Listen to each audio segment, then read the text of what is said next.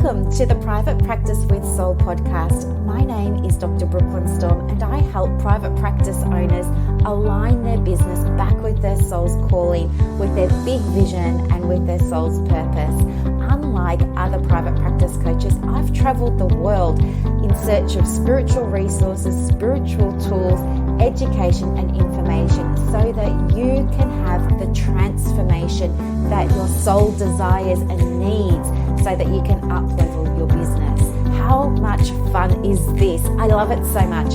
Guys, if you're not already a member of the Private Practice Monthly Mentorship Group, please check out the show notes. I would love for you to be there. In the meantime, thank you so much for pushing play today. Let's begin. Good morning, everybody. Happy Saturday, and thank you for joining me for another episode of the Private Practice with Soul podcast. I'm so pleased that you're here because I wanted to share with you something that's a little bit different today because I think I mentioned last time, lately I've been feeling called again to revisit some of those spiritual tools and practices that I was using a little while ago. And so some stuff has come up that I wanted to share with you because I think it's super interesting and I would love to share it with you so that perhaps you can have a think about it and have a reflection on your own life and see where the lessons might be for your growth, because this is the inner work that I'm often talking to you about. And even I want you to know that even for someone like me who's really into this stuff and does it all the time, there's often always things that pop up for me as well. I don't think we're ever at the end of our journey. It just continues and we evolve all of the time, even when we're not expecting it, as you're going to hear about today. So this is the thing. I got 2 new coaches in the last week, and these are coaches that I've been looking up to for a little while now, and I've been wanting to work with them, and the opportunity came up and I jumped at it, and luckily I was accepted, and it was all really good. And anyway, as part of that, one of the things that I've had to do is, I guess, take a few steps back, and that's required me to look at some things that I haven't looked at for a little while. So let me share kind of what came up for you. I guess one of the things that I was asked to look at was, a point in my life where things really started to feel like they were, not feeling great. They were out of whack with my purpose. They weren't feeling aligned with me anymore. And so, of course, the thing that jumped out at me was, as you know, some shifts in my profession. I have been a psychologist for 21 years now. Anyway, a few years ago, I found out, I'm not going to tell a story again because it's in other podcasts, but a couple of years ago, I found out that there was some stuff that was happening. And as a result of that, I felt really disempowered.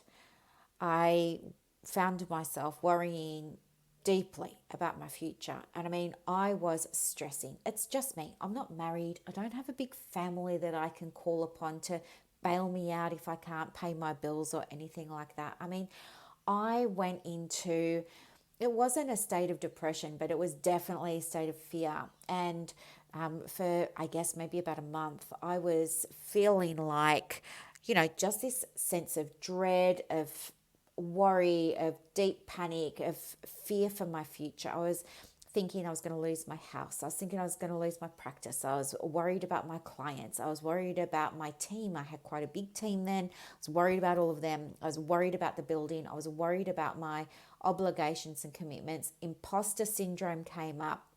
Anything that could have bubbled to the surface. And, I guess what ended up happening was I found myself becoming committed to getting back in touch with my spiritual practices. And for me, that looked like, to be honest, I felt like I had to go and get out my deck of tarot cards. So I went and got those out and I started playing around with those, and I couldn't really remember how to use them, but I'm good at archetypes and I'm good at energy and I'm good at intuition.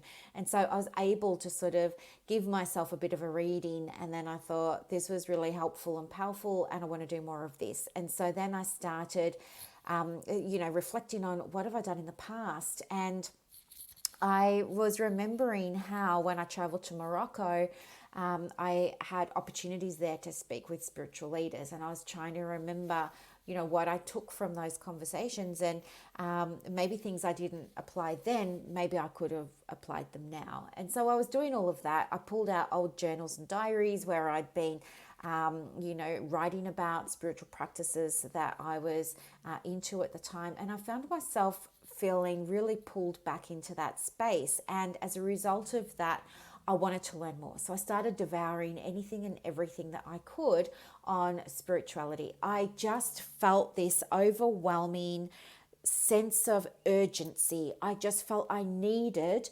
to find out everything I could, as much as I could. Like, it wasn't enough. And it didn't even matter if I could read something and I could critically evaluate that for myself, and I could say, this is something I want to get on board with, or this is something that I don't get, or I disagree with this, so I'm going to leave that over there. I was able to get in that space where I was able to read things without automatically taking them all on. I was able to, as I said, critically evaluate what I wanted and what I didn't. But the overwhelming compulsion to expose myself to everything. And I mean, I did courses on Akashic Records, on soul blueprints. I learned all about, things like, lately I'm learning about human design. I learned about quantum physics. I learned about neural networks and neural pathways in ways that you don't learn about them when you're studying psychology.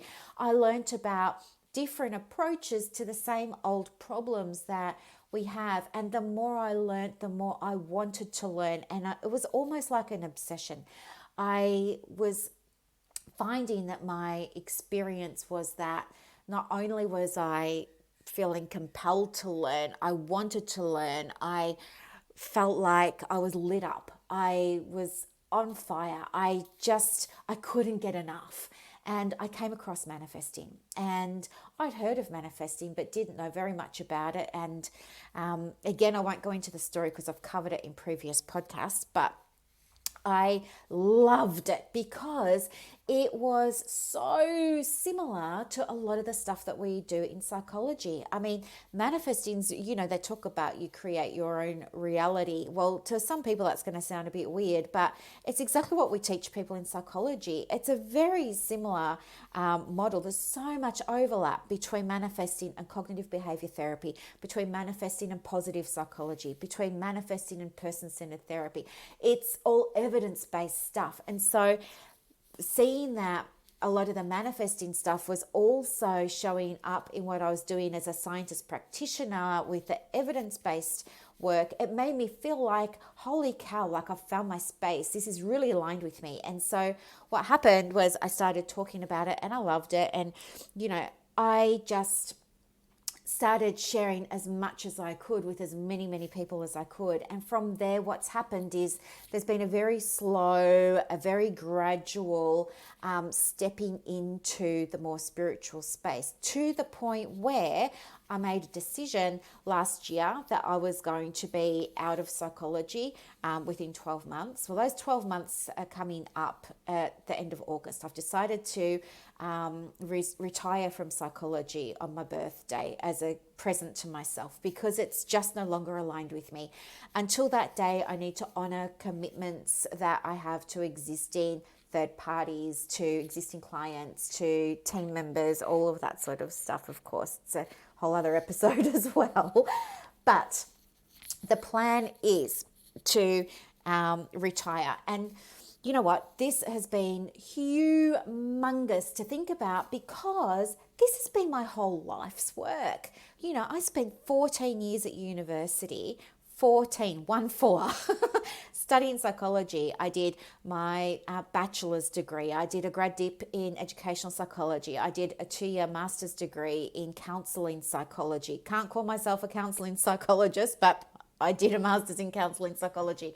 I then spent, how many years was it? 7 years doing my PhD. It was one of the first thesis on the application of cognitive behavior therapy to helping people return to work after a period of unemployment of like 24 months plus, and these people had to have, you know, multiple diagnoses. So I've been working in mental health since 1990. You know, it's now 2021, and I'm just sharing this because I want you to know, like, this is massive for me to suddenly say, I'm not going to do it anymore. And here's the reason why. I'm not going to do it anymore because the more I learn about what's important to me, the more I learn about my purpose, the more I learn about my vision, the more connected I become to my values, the less connected I've become to the profession that I've been signed up to for the last 21 years.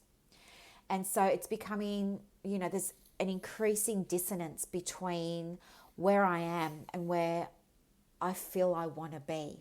And there's been fear that's been holding me back because I've been thinking, well, this is my whole identity. You know, I am a psychologist.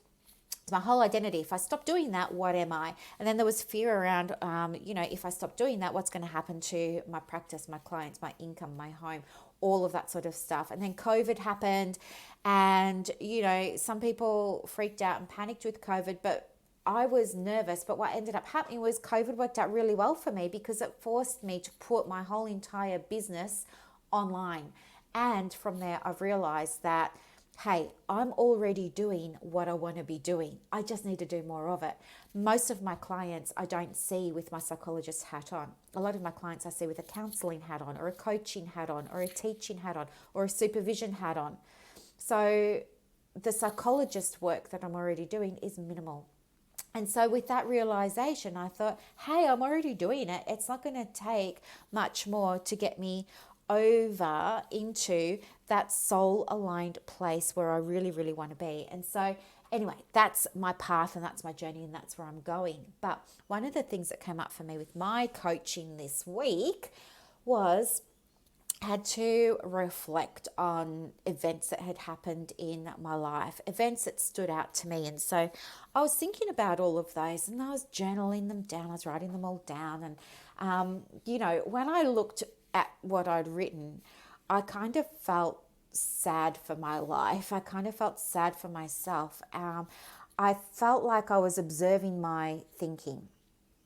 I looked at it and I didn't feel connected with what I'd put down on paper because I don't see myself as having gone through all these, you know, sad life events. I certainly don't live my life as if I've come from that place. I certainly don't live my life as if those events have defined me. So I was curious from an observer perspective about why I even wrote those things down as like highlights of my life. They're not even highlights, they're lowlights, really. I mean, I had things on there like, you know, overhearing when I was 9 years old, my parents talking about how I would amount to nothing and how, you know, we were pretty broke at the time and how they should just like invest their savings in the education of some of my brothers and sisters, and that I was pretty much a write-off because I wasn't, you know, smart enough. And that, you know, the plan was for me to be married off as a teenager and be dropping babies. And I thought, well, if my parents think that that's what I'm destined for, okay, that's what I'll be destined for. But it was like kind of hard to hear as well because I realized that, you know, they didn't really believe in me. I was 9 years old. And then it was like these other events like, you know, parents divorcing. There was other things again, like not fitting in at school because I couldn't do a lot of the things that were happening at school. Like I couldn't do my deb ball, we couldn't afford it. I couldn't go on the school camps, we couldn't afford it. And so what was happening was I was becoming distant from my peers because I wasn't having these I don't know what you call them, bonding experiences, I guess. And so the gap between my peers and I just sort of broadened. And I can remember being in school and feeling incredibly lonely, even though I was in a classroom full of 38 people that were all getting along very well. So, you know, and then there's all these events, you know, divorces, marriages where parents didn't come to the wedding.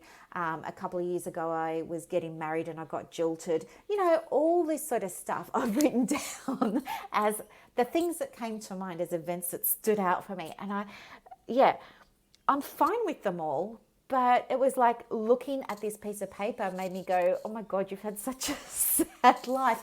But it hasn't been sad. I don't know why I wrote all that stuff down. Anyway, then what I needed to do was, for myself, I just wanted to process that. And I thought, what am I going to do by way of processing all of this? And so I kind of sat on it for a little while, and then I looked at it and I thought to myself, what did I need to hear at, these times of these significant events, if you like? What did I really need to hear? And, I looked at my page, and the first thing that I'd written down was being 9 years old and hearing that, my parents didn't really believe that I was going to amount to anything. And I thought, what did I really need to hear then? And I thought, well, I really needed to hear that I was loved and that I was cherished and that I was worthy. So I thought, yeah, all right. And then I looked at the next event and I thought, what did I really need to hear then? And, what came up for me was I needed to hear that I was loved, cherished, and worthy. And then I looked at the third thing and I thought, I really needed to hear that I was loved, cherished, and worthy. And then OMG, I've got, maybe 10 things, 10 of these significant events, and all of them, all I needed to hear was that I was loved, cherished, and worthy. And I burst into tears because, again, I just thought, oh my God, how sad is this? I can't believe all of this stuff was coming up. And then the very last thing I had on my list of events was hearing about all these changes that were happening in my profession a few years ago, and what I felt was a very dark time. If any of you have heard of the dark night of the soul, that's kind of where I was. And anyway, as a result of that, what ended up happening was I found my purpose, as you know. And, that purpose was learning more about alignment and spirituality and connecting with that.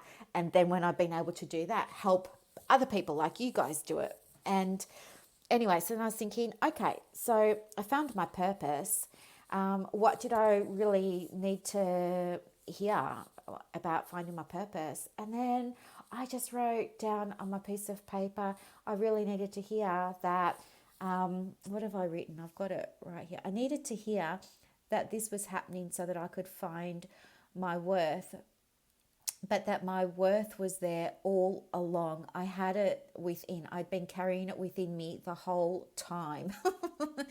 The worth, the love, the feeling cherished, they were all things that I had held in my heart, mind, spirit, and soul the whole time. I didn't need to hear them from all these other people, from all these other events. I didn't need to go off traveling around the world, seeking spiritual masters, having spiritual lessons, having spiritual education, looking all out there for the answers. I had worth inside me all along. I had self-love inside me all along. I just didn't see it. And with that, then it was like a hugely cathartic moment. Everything suddenly made sense. It was like tears of sort of mixed joy and happiness, and just this huge cathartic experience. And all of a sudden, like, I was able to sort of look back on my life, and I understood what people mean when they talk about their life path, when they talk about their life journey. And I feel like now, it's only taken 46 years to do it. I've actually now been able to see, what my path was and what the lesson was for me. And the reason that I'm sharing this with you today is because, now that I've understood, and this only happened last night, guys, so I'm probably still processing it, but the reason that I wanted to share it with you is because when I had this sort of awakening, like this, I'm having so many awakenings like so many of you guys, but when I had this realization, it was like something just dropped within me. It's like I just went, oh, I get it. And now I can close that chapter and I can get ready and prepare for the next chapter. And I know that next chapter is going to be me actually, what I call, and I don't mean this in a egotistical way or anything like that, but I really just want to be the light now. I really just want to, I feel like I have been dimming my light for so long because I didn't get it. I knew it in my head, but the lesson hadn't landed in my heart. Now it has, and I fully get it and I appreciate it. And I want to help other people experience a transformation and experience a lesson too. And so part of me being able to do that is being able to be raw and real and honest with the journey that I've gone on, because, you know, you're on your own journey and I don't know what that's going to look like for you. It's going to be very different to mine. But you're not alone in taking that journey. And I want to be able to celebrate for you and celebrate with you when you have your catharsis, when you have your realization, when you have your moment of awakening and something just drops for you and you say, aha. And you know what? I want you to know that I have been doing this inner work now, diligently for 2.5, 3 years. And you think, you put pressure on yourself. You think, I must be okay now. I must know everything now. I must have had my aha moment. But the thing is, I'm going to be studying this for another 3 and another 3 and another 3 and another 3 and another 3 years. And who knows what else is going to come up, because here's the thing, you're always evolving. When you're engaged in personal development, you know that there's no end point. There's only new beginnings. There's only a release of old things. There's only a shedding. There's only a letting go so that you can step more into the becoming. And you're always going to be growing because you're always going to be learning. And so there's no pressure on you to have a fast result or a fast outcome or to be something. Look at industry leaders. They're always growing and always changing as well. Nobody says that they've made it when it comes to their personal development. Anyone who's worth their salt is going to share with you that they're also experiencing the journey too. And if you're a leader, if you're a health practitioner, if you're a health professional and you have concerns about sharing your story, don't share things that you don't want to share. Don't overshare, but certainly you can relay your story and relay your message to your audience in a way that shows them that you're human. Because when you do that, it can take things, it can really, really deepen things. And why wouldn't you want to have a deeper connection with your audience? Right? And that's why I share this stuff with you, because I want to have that deeper connection with you. I want you to know you're not alone. I want you to know I'm not perfect. I'm making mistakes. I'm on my journey. I'm growing. I'm evolving just like you. We're just on different paths. That's all. And I want to help you and support you and guide you and back you and, help you have your transformation. And here's the thing. It's got to be more than you just watching videos, you just, listening to podcasts. If you don't do the work, if you're not doing the practical work, it's not that you're not going to go on your journey. You will, but in my opinion, it's going to take longer for you to have the transformation than if you're actually doing the work. And so one of the things around doing the work is you have to apply these tools. One of the most powerful tools that you can use is, writing things down. You've just heard what happened to me when I journaled, right? All that stuff that I just shared with you came up as a result of a journal prompt. And look where it took me. Now, my coach gave me that journal prompt and I could have just written it down and not done anything with it and just thought it was enough to have the coaching session. But here's the thing, if you don't do the work, you're not going to get that aha moment. You're not going to have that teaching moment. You're not going to have that lesson for growth and transformation. And that's what I want for you. And that is why, it can be hard to do this stuff on your own. So that's why I put together the mentorship group. The mentorship group is a group that's only for people like us, that are health practitioners and health professionals that are looking to start a private practice or they're in a private practice and they're feeling not connected to it. It's feeling a bit mechanical. like, I don't know if you've ever felt like this before, but you drive down to work and then you kind of get there and you're like, how did I even get here? You just have that experience of being on autopilot. Or you do a full day of work and you're driving home and you're kind of like, did I just do a full day of work? You're that disconnected from it. You look at some of your policies, maybe clients want to discuss one of your policies with you. You look at it and it kind of feels foreign. You don't even remember writing it maybe. That's because it's not connected to your soul purpose, and it doesn't represent you. It's not representing your values. It's not representing your spirit, and you wonder why you're not working with ideal clients. It's because there's this huge disconnect. So I created a space where we can go and look at ways that you can integrate your soul purpose with your policies. Like if one of your values is gratitude, right? It's not enough to just say, oh, gratitude's the bomb, and like I really love gratitude and gratitude makes me feel good. That's great. But how can you apply, how is gratitude showing up in your practice? How can you integrate the concept of gratitude with one of your policies or with one of your procedures? Right? What are the opportunities there? Because guess what? When you start weaving some of these values and some of these purposes and some of these visions into the way the practice moves, the way the practice grows, the way the practice shows up, guess what? You're bringing everything into alignment, and imagine how that's going to feel. Are you going to feel overwhelmed? No. Are you going to feel confused? No, because it's all coming from a soul space, from a heart space. You're getting out of your head, dropping down into your heart. And nobody teaches this stuff. You can go into other groups and you can go into other coaching groups for private practice, and they're great for giving you the information and the strategy.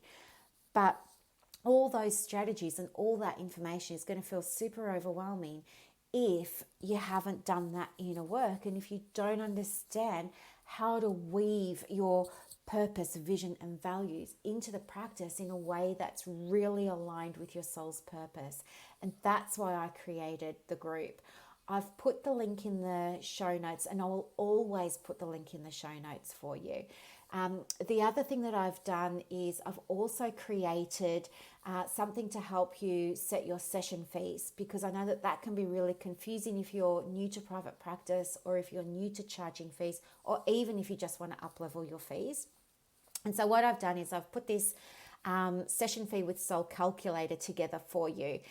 You can have a look at that. It's got a bucket load of bonuses with it, from money mindset journal prompts, from money mindset affirmations. I've included a training on how to implement a session fee increase or how to introduce a session fee. I've included the checklist I use when I'm introducing session fees. All that stuff is there for you as well. So go grab your copy of that. I'll also put the link for that in the show notes for you.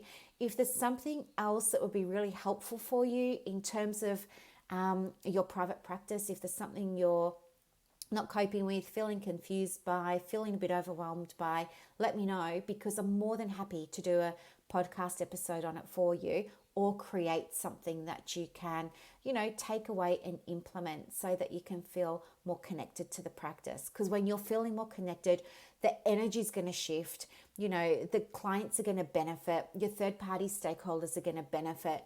The practice is going to benefit. You are going to benefit. And all these energies are going to become available to you that you're not tapping into now, like the energy of abundance. I want that for you so much, and there's no reason why you can't have it.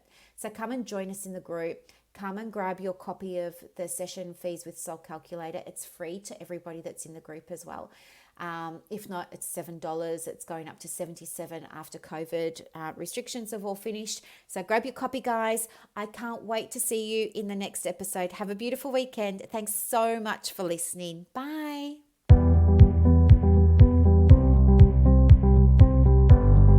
Thank you so much for listening to this episode of the Private Practice with Soul podcast today. If you're looking for clarity, if you need help with branding, your processes, and bringing everything into alignment with your soul's purpose for your private practice, head to the show notes and click the link for more information about the Private Practice Monthly Mentorship Group. You are going to love it. I can't wait to see you in there. Thanks so much for listening. Bye.